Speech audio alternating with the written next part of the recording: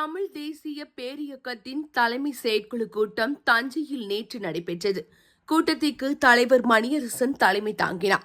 பொதுச் செயலாளர் வெங்கட்ராமன் முன்னிலை வகித்தார்.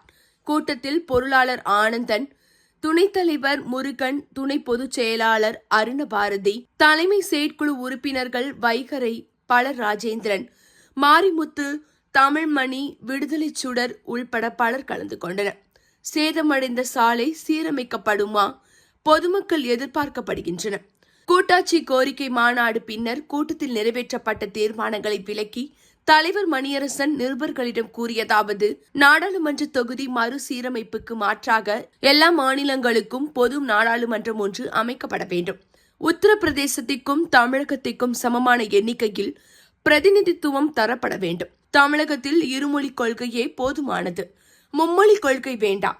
மத்திய அரசு உடனடியாக மாநிலங்களுக்குரிய கல்வி நிதியை திருப்பித் தர வேண்டும். தேசிய கல்விக் கொள்கை என்ற பெயரில் இந்தி திணிப்பை மத்திய அரசு மேற்கொள்கிறது. இது உடனடியாக தடுக்கப்பட வேண்டும்.